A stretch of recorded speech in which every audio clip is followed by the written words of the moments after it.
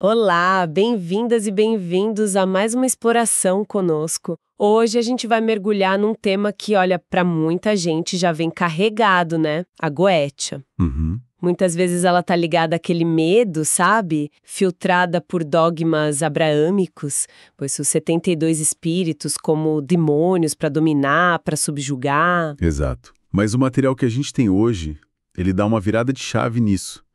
São trechos de Belial, Guia e Ritual da Goetia Luciferiana. E que virada, né? Porque ali, nessa filosofia luciferiana que a fonte descreve, Sim, ali a visão é outra. Esses espíritos não são bem adversários. São mais como arquétipos primordiais, sabe? Forças da natureza, da nossa própria psique. entendi, a proposta não é confronto, então. Não. É mais colaboração.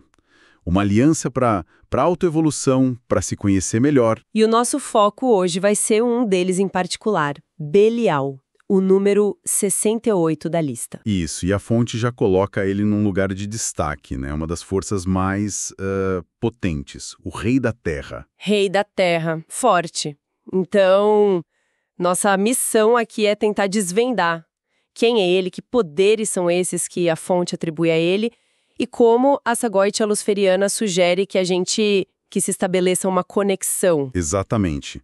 É entender Belial e os métodos de interação que a fonte propõe, mas sempre por essa lente da aliança, do autoconhecimento, deixando de lado aquela ideia antiga de conjuração baseada no medo. Certo. Então vamos direto ao ponto. Quem é, afinal, essa figura, Belial, segundo essa perspectiva luciferiana? Olha, o texto já começa com um aviso bem sério. Diz que ignorar a natureza de Belial é cortejar o fracasso e o perigo. Nossa, já estabelece um tom de seriedade, né? Total. Deixar claro que não é uma força para se brincar. Exige respeito, disciplina e algo que a fonte bate muito na tecla. Uma vontade inabalável. Vontade inabalável. É. Compreender quem ele é, segundo o material, já é o primeiro ato de alinhamento de poder. Essencial. Então, mais do que só curiosidade, é um preparo mesmo, um respeito pela força que se quer contatar.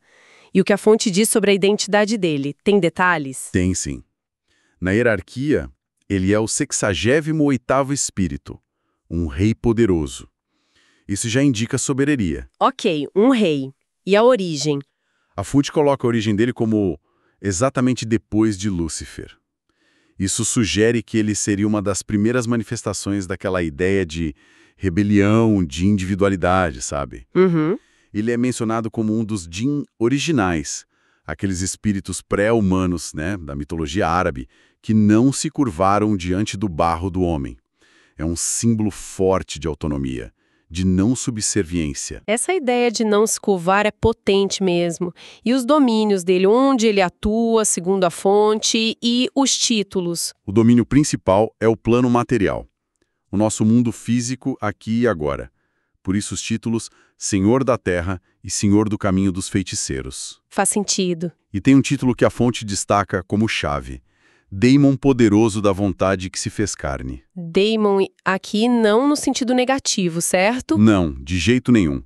É mais próximo da ideia grega original, de um espírito intermediário, uma força da natureza, ou até um guia. E esse título, Vontade que se fez carne, ele meio que resume a função principal: materializar a intenção, trazer a vontade do abstrato para o concreto. Ah, e o quadrante dele é o norte. Interessante. E a descrição da aparência dele também é curiosa. 2 lindos anjos que andam dentro de uma carruagem de fogo. Parece contraditório, né? Anjos, fogo. E essa dualidade é super significativa na interpretação da fonte. Sugere uma natureza complexa, que não é só luz ou só sombra, sabe?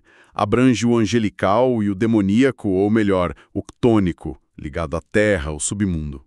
Uma força não unilateral. Exato.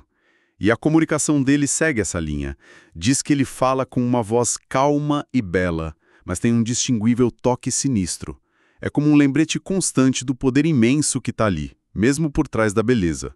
Um aviso. Mas peraí, você falou em aliança, em trabalhar com ele. Sim. Mas ao mesmo tempo a fonte diz que uma vontade poderosa é necessária para coibir e prender essa força. Não soa meio... Quer dizer, como essa filosofia concilia parceria com coibir? Parece um pouco contraditório. É uma tensão interessante, né? Mas a fonte aborda isso. O prender aqui não é bem no sentido de escravizar, como na Goethe mais antiga, mais dogmática. É mais no sentido de conter ou direcionar uma força que é imensa. Pensa numa usina hidroelétrica. Ok. Você precisa de barragens fortes para conter e direcionar a água, certo? Mas o objetivo é gerar energia. É uma parceria com o rio, não é subjugar o rio. Entendi a analogia. Aqui, a vontade inabalável do praticante funciona como essa barragem, essa estrutura. Ela é necessária para definir os limites do trabalho, para manter o foco, para não ser varrido pela intensidade da energia de Belial. Afinal, ele governa 50 legiões de espíritos, segundo o texto. Então é um respeito mútuo, baseado em força e clareza de propósito. A vontade direciona a aliança. Isso. Não é uma relação de mestre e escravo. A vontade é o leme nesse mar de energia. Faz sentido pensar assim. E essa energia toda, ela se manifesta em poderes bem concretos, pelo que entendi. Afinal, ele é o Senhor da Terra. Exatamente. Os poderes que a fonte lista são muito focados em resultados, tangíveis, e no fortalecimento da pessoa no mundo material. Mas o texto reforça, não é tipo conseguir milagres sem fazer nada. A influência de Belial seria um catalisador. Ele abriria portas, mas a ação, a vontade da pessoa é que faz atravessar. Ok, vamos ver esses poderes então. O primeiro é trazer riqueza. Como a fonte descreve isso? É ganhar na loteria? Não, longe disso. A descrição aponta mais para a construção de base financeira, algo sólido, duradouro. Estabilidade, crescimento a longo prazo, sabe? Não aquele ganho rápido que some. Entendi. Exige trabalho da pessoa. Com certeza. Belial, nessa visão, ajudaria a ver oportunidades, remover bloqueios, direcionar a vontade para essa prosperidade mais fundamentada. Bem pragmático. O segundo poder? Descartar o indesejado. Isso parece, nossa, muito útil hoje em dia. A fonte acha um dos mais valiosos. E não é só coisa externa, tipo situações ruins, relacionamentos que não servem mais, Certo. mas também interno. Hábitos ruins, procrastinação, aquelas dúvidas que paralisam, traços de personalidade que a gente sabe que atrapalham. É visto como uma purificação mesmo. Limpar o terreno para poder crescer. O terceiro, tornar-se poderoso em uma organização. É bem específico, quase corporativo, né? Sim, é descrito como uma ferramenta estratégica mesmo, para quem quer progredir em hierarquias, seja no trabalho, num grupo social, qualquer ambiente assim, organizado. Mas como? Promoção mágica? Não, a ideia é que Belial ajudaria a pessoa a ser notada, respeitada, a ter a influência reconhecida por quem decide as coisas. É sobre construir capital social, visibilidade, ser visto. E na mesma linha tem o ganhar favor político. E a fonte sugere pensar político num sentido amplo, não só partidário. Inclui a política de escritório, as dinâmicas de grupo, sabe? Qualquer cenário onde navegar relacionamentos, fazer alianças, gerenciar percepções é importante. A famosa rádio corredor. Exato. Belial ajudaria a ser visto como líder ou um conselheiro valioso, alguém cujo apoio conta. É uma ajuda para navegar essas estruturas de poder, formais e informais. A fonte realmente parece trazer a Goetia para uns desafios bem atuais. Com certeza. E o último poder listado: emanar energia e autoridade.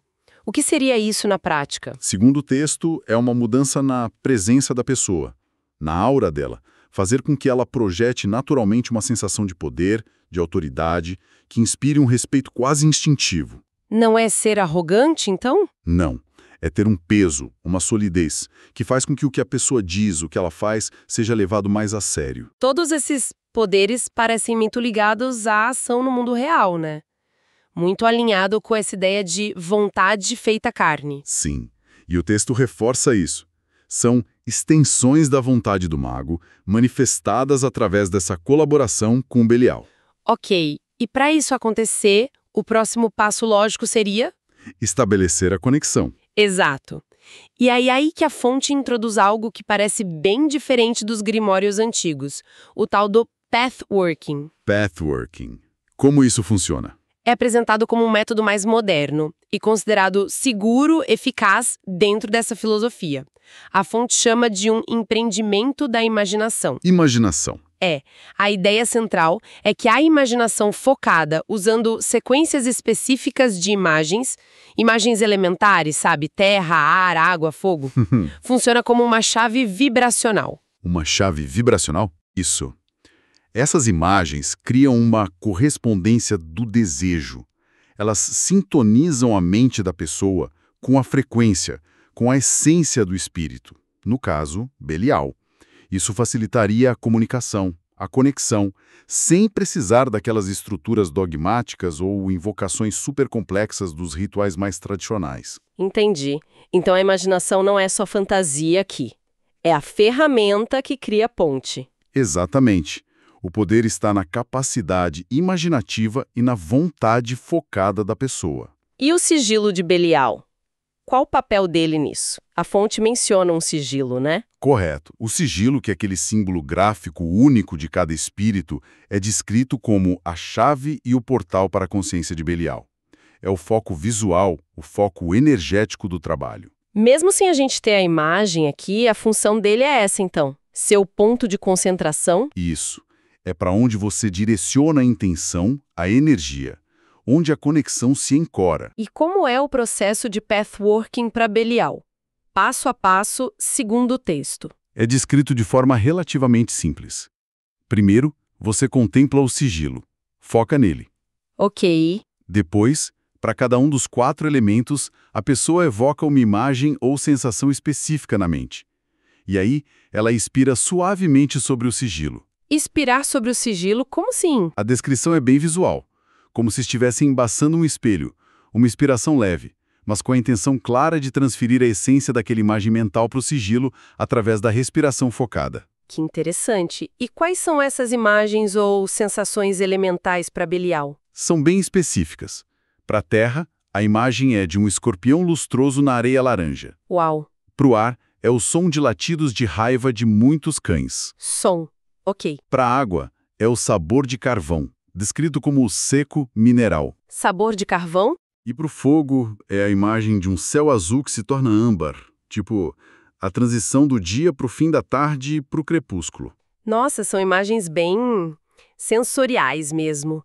Escorpião, latidos, sabor de carvão, céu âmbar. Me pergunto o quão fácil é evocar isso para quem não tem talvez uma imaginação super treinada. É uma boa questão. Imagino que exija prática, concentração, mas a ideia é essa. Contempla cada imagem e expira sobre o sigilo. E o que se espera alcançar com isso? Qual o resultado imediato? O objetivo ali é estabelecer a conexão inicial, sentir a presença, a energia de Belial sendo atraída ou ativada. É como sintonizar uma estação de rádio, sabe? Sintonizar. Uma vez que essa sintonia fina é feita pelo pathworking, aí sim a pessoa estaria pronta para formalizar o pedido, a intenção, no ritual. E falando em ritual, a fonte propõe um ritual simplificado para evocar a força de Belial, né? Como ele se alinha com essa filosofia luciferiana? Ele é diferente dos rituais goéticos mais conhecidos? Totalmente alinhado. Ele se baseia nos princípios que a gente está discutindo. Foco na vontade da pessoa, respeito ao espírito como um aliado em potencial e a ideia de autodeificação, reconhecer o poder divino dentro de si. E por isso ele é simplificado. Exato. Abandona aquela pompa cerimonial toda e, o mais importante, tira os elementos dogmáticos abraâmicos. Não tem aquelas invocações de nomes divinos externos para comandar ou ameaçar o espírito, sabe? Entendi. O poder vem de dentro, então. Vem da intenção clara e da conexão que a própria pessoa estabeleceu. Essa é a base, segundo a fonte. Quais são os passos desse ritual simplificado? Primeiro, a preparação. Um lugar calmo, tranquilo, uma purificação simples, tipo lavar as mãos, o rosto, com a intenção de limpar a mente de distrações. E o crucial, ter uma intenção muito clara e definida. A fonte é taxativa nisso. O trabalho não pode ser bem-sucedido quando o intento não é puro ou claro. Clareza de propósito, de novo. Sempre. Segundo passo, a abertura do círculo. Mas não necessariamente traçar um círculo no chão. A pessoa sentada confortavelmente visualiza círculos de energia elemental, terra, ar, água, fogo, se formando ao redor dela.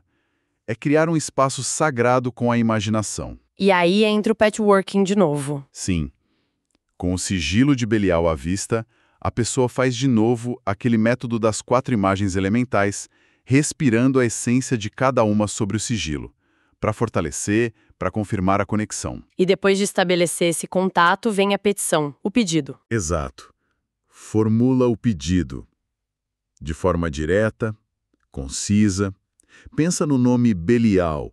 Concentra intensamente na emoção, na necessidade por trás do desejo. E aí, expira essa intenção carregada de vontade sobre o sigilo. É como entregar o pedido na mão da consciência que foi contatada. A fonte menciona que Belial exige sacrifício. Como fica isso nesse ritual simplificado? O que se oferece? Essa parte é bem interessante. Tradicionalmente, às vezes falam de oferendas de natureza sexual para Belial. Uhum. Mas no ritual simplificado da fonte, a oferenda principal é outra coisa. É a própria energia da vontade divinizada da pessoa, referida como a chama negra dela. Chama negra. É, entendida como a centelha da consciência individual, sabe? O poder de fogo interno. A pessoa foca no sigilo, sente a própria força vital, a determinação e projeta essa energia. Como um pagamento, um sacrifício da sua própria essência de poder. É uma troca energética, baseada na força interior. Troca energética. Isso. Contudo, a fonte adiciona uma nota. Diz que para praticantes mais avançados, existe a opção de explorar a oferenda sexual tradicional, canalizar a energia do orgasmo para o sigilo para potencializar o rito. Mas no método simplificado, a base é a vontade projetada. Entendi. É um conceito forte, oferecer a própria energia da vontade. E como o ritual termina? Como se fecha? Com a licença para partir. É um ato de respeito, de fechamento. A pessoa agradece a Belial pela presença, olha para o sigilo, pensa no nome Belial 3 vezes e aí dá uma permissão formal para ele se retirar, com uma declaração firme. Que tipo de declaração? A fonte sugere algo tipo: saudações a ti, espírito Belial, tu podes partir agora ao teu lugar de descanso, esteja comigo segundo meus desejos, mas seja livre. Assim está feito. Depois disso, guarda o sigilo, ritual formalmente encerrado. E imagino que o trabalho não acabe aí, né? Só com o ritual. De jeito nenhum. A fonte deixa isso claro. A integração é fundamental. O ritual é o ponto de ignição, o foco da intenção. Mas a manifestação mesmo, no mundo real, depende da vontade contínua e das ações da pessoa no dia a dia. A aliança que foi feita no ritual precisa ser vivida na prática. Certo. Então, para a gente amarrar as pontas, qual é a visão central sobre Belial que essa fonte luciferiana nos apresenta? Essencialmente, Belial não é pintado como mal ou algo a ser temido por natureza. É apresentado como um daimon poderoso, lembrando, espírito guia, força da natureza ligada à autoiniciação, ao domínio sobre o plano material e à capacidade de transformar vontade em realidade. Quase como um arquiteto da manifestação. Um aliado para quem busca construir os próprios desejos no mundo físico, ativamente. E isso nos leva de volta à filosofia central dessa goétia moderna que a fonte descreve, né? É uma mudança de paradigma mesmo. Totalmente. A ideia fundamental que está ali o tempo todo é que o trabalho com esses espíritos é uma forma de aliança estratégica para o desenvolvimento pessoal, para o self. Uhum. Os daemons são vistos como espelhos do nosso potencial escondido. Chaves que podem destravar poderes, compreensões internas. Nessa visão, eles não são mestres para obedecer cegamente, nem escravos para comandar brutalmente. São parceiros potenciais numa jornada de crescimento. Mútuo, talvez. A mensagem final que a fonte parece deixar é um chamado forte à responsabilidade e à força interior. Sim, tem uma ênfase constante no respeito, na disciplina e, acima de tudo, na necessidade de cultivar uma vontade de ferro. como Belial é simbolicamente a vontade que se fez carne. Certo. A lógica que a fonte apresenta é que ele vai responder melhor a quem demonstra essa mesma qualidade, vontade focada, determinada. O objetivo final implícito ali é usar essa interação para se tornar o construtor ativo da própria realidade, para reinar sobre o próprio domínio, interno e externo. Certo, fizemos então uma análise bem aprofundada da figura de Belial por essa ótica da Goetia luciferiana com base nos trechos da obra que a gente tinha. Exploramos a natureza dele como rei da terra, os poderes de manifestação, influência. O método de pathworking, focado na imaginação, na vontade. E o ritual simplificado que reflete toda essa filosofia de aliança, né? E o ponto mais forte que sai dessa fonte, eu acho, não é só o que Belial supostamente faz, mas a reinterpretação radical que ela propõe. Como assim? A Goetia deixa de ser vista só como um sistema de comando baseado no medo, na subjugação, e passa a ser quase um sistema operacional, psicológico, energético, para quê? Para o poder pessoal, alimentado e direcionado pela vontade da própria pessoa. Essa mudança de perspectiva é, de fato, o grande ahá aqui. Para quem nos ouve, buscando entender as diferentes facetas desses temas complexos, essa análise traz uma visão da Goetia focada em autoempoderamento, em vontade, em aliança, bem distante da narrativa mais tradicional. Com certeza. E isso nos deixa com um pensamento final para reflexão, algo que vem direto dessa ênfase toda da fonte na vontade. Se Belial é descrito como a vontade que se fez carne, e, ao mesmo tempo, como um espelho que exige uma vontade forte na pessoa para a conexão funcionar.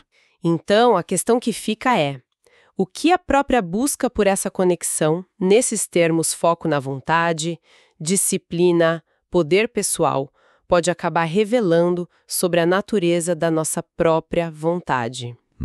Que tipo de poder pessoal a gente realmente almeja manifestar no mundo material quando se sente atraído por uma força descrita dessa forma? Talvez a interação diga tanto sobre nós mesmos quanto sobre o espírito que se busca contatar. Uma provocação interessante sobre o autoconhecimento que pode vir dessa busca por poder e manifestação. Exato. E com essa questão em mente, a gente encerra a nossa análise de hoje. Agradecemos a companhia nesta exploração.